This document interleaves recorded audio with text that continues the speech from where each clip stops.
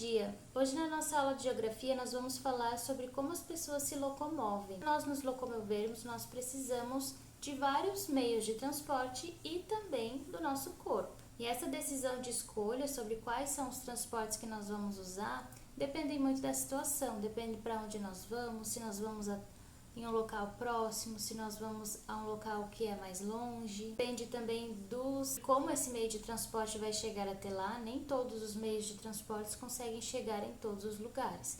Então todos esses fatores, eles interferem na hora que nós vamos escolher esse meio de locomoção. Você já pensou que a forma de ir para um lugar ou outro muda de pessoa para pessoa?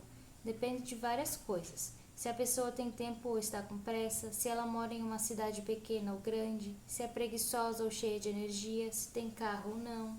O Fernando, por exemplo, mora longe da Mari e da Rê.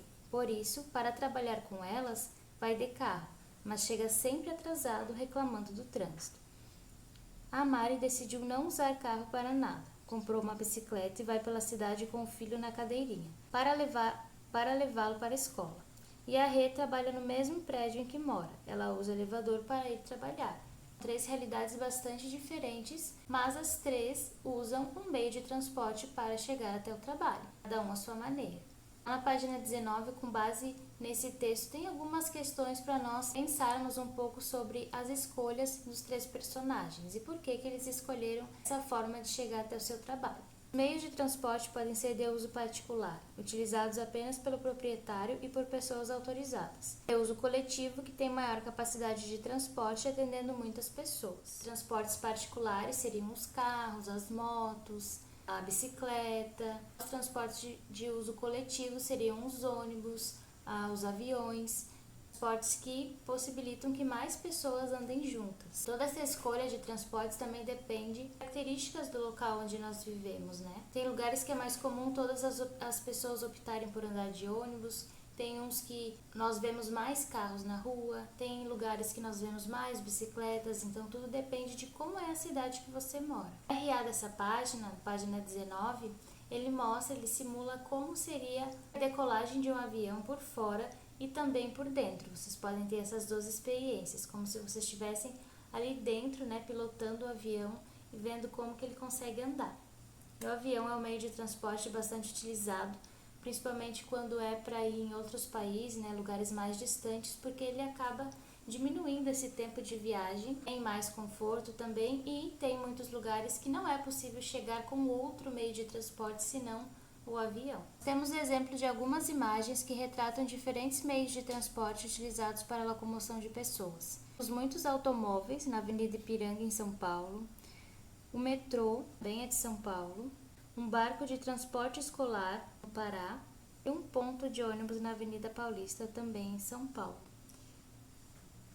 Então, nós vemos que ali, principalmente São Paulo, né, tem 3 exemplos e é uma cidade bastante cheia, então ela necessita de várias opções de meios de transportes. Pode ver que as 3 opções ali mostradas, as 3 estão bastante lotadas, são bastante utilizadas. O barco de transporte escolar é algo não muito comum aqui para nossa região, mas é um meio de transporte também que muitas vezes ele é preciso para poder chegar em escolas um pouco mais distantes da moradia dos alunos. Existem vantagens e desvantagens na utilização de meios de transporte, né? Por exemplo, quando nós utilizamos um meio de transporte particular, nós temos certas vantagens, que é o conforto, você tá no meio de transporte que é seu, você sabe como é, você tem essa opção de você pode sair na hora que você quiser, voltar na hora que você quiser, pegar o caminho que você quiser. Mas quando nós utilizamos muitos meios particulares, nós acabamos colocando muitos carros, né, muitas motos na rua, isso acaba aumentando o trânsito e, consequentemente, a poluição.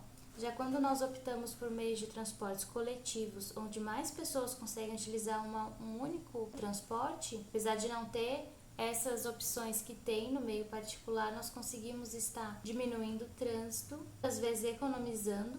A gasolina, conforme as pessoas vão utilizando a gasolina, acaba gastando mais do que a passagem de um ônibus, que geralmente, dependendo de onde a pessoa trabalha. Então, tudo isso conta quando for escolher um meio de transporte para utilizar. Nós temos uma adivinha que diz o seguinte: por que as rodas do trem e do metrô são de ferro e não de borracha? E a resposta é, porque se fossem de borracha pagariam a linha. A página 22 vai trazer um pouco mais sobre o que nós falamos do excesso do trânsito, da poluição e como dificulta se todo mundo resolver utilizar o seu meio de transporte particular. Porque o excesso de veículos nas vias de circulação, além de dificultar o trânsito, contribui para o aumento da poluição do ar, que prejudica a saúde das pessoas. O trânsito é algo que o Fernando lá da história reclama bastante, né? Enfrenta bastante problemas por pegar muito trânsito, acaba chegando atrasado, porque são muitos carros na rua. Por isso que no trânsito precisam existir regras para que ele possa funcionar da melhor maneira possível. Para orientar condutores e pedestres sobre como devem trafegar nas vias com tranquilidade e segurança, foi criada a sinalização de trânsito. Os condutores são os motoristas ou os motoristas de qualquer tipo de veículo. Entre os sinais de trânsito mais importantes estão as placas de sinalização, que ajudam as pessoas a saber quando elas devem andar, onde elas devem virar, quando é a preferência do pedestre, quando é do motorista. E o trânsito se mantém mais organizado para que as pessoas consigam chegar ao seu destino. Na página 23 nós temos algumas regrinhas que são estabelecidas para a organização do trânsito. Então, todas as pessoas que dirigem algum veículo, elas precisam estudar, né, ter uma carteira de motorista, ter uma habilitação para poder estar andando nesse trânsito. Elas precisam conhecer as placas e todas as leis para poder seguir, dirigir, né, de uma maneira segura. E da mesma forma os pedestres, mesmo não dirigindo nenhum veículo, precisam também conhecer um pouco das regras para poder caminhar nas vias, saber quando é seguro atravessar a rua, por onde deve passar. Então as regras básicas do trânsito é um conhecimento sobre a nossa própria segurança.